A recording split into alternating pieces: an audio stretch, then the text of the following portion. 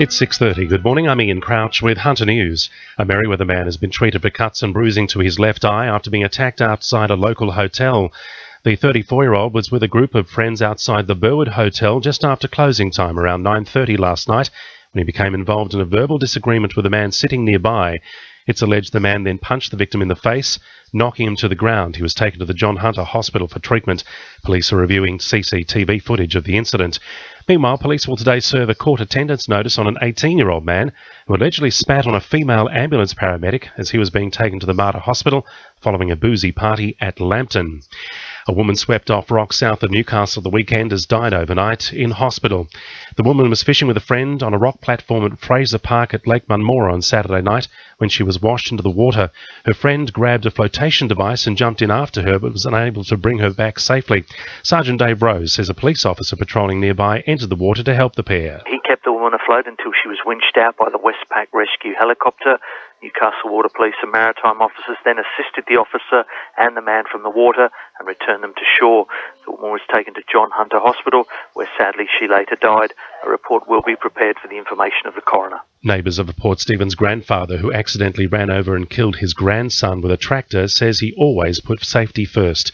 The 8-year-old boy couldn't be revived after being hit by the tractor at Swan Bay on Saturday. Nearby residents say the grandfather ran his own earth-moving and excavating company and was highly experienced in operating machinery. Port Stephens Council has made improvements to a section of Clarencetown Road, known as Carmichael's Creek, to make it safer for motorists. Engineers have been realigning the road to reduce the severity of corner angles and the rise and fall of the road. Council's Capital Works Section Manager Greg Cable says the project is almost finished. The remaining part of the project includes the finalisation of the pipe extension, and then we'll realign the southern end of the curve, and that will complete the project by mid-February. Public transport in the Maitland area is getting a boost with a new bus route set to begin today between Thornton Station and Stockland Green Hills. The new 189 bus route will serve the booming suburb of Chisholm with 100 trips across the week from Monday to Friday. The service will run every hour during the morning and afternoon peak periods and every 2 hours during the middle of the day.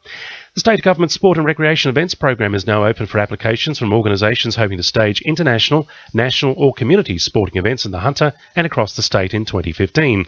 Applications for grants to assist in hosting sporting events are open until the end of this month. Maitland MP Robin Parker says sporting events can bring people to the Hunter. We're asking sporting clubs to put together an event package and apply for funding. They can apply for more than one type of funding, and it'll be about the sorts of things that they might do to bring athletes, officials, coaches to the Hunter, and funding starts at $30,000 down to $10,000. Now with sport, Georgia Moylan. The Socceroos are set to take on the United Arab Emirates tonight at Hunter Stadium in front of a sellout crowd of 23,000 people. It will be the 7th sellout crowd for the Asian Cup tournament, with the winner of the match moving on to play South Korea on Saturday. The Newcastle Jets have suffered another loss, going down 7-0 to Adelaide over the weekend. The result equalled the biggest defeat in A-League history, leaving the team second bottom on the ladder. After a 3-year stint in the Hunter, Jets keeper Mark Birighitti has secured a deal at Italian Serie B club AS Varese. Birighitti will fly to Italy on Tuesday for a 6-month loan deal with the club.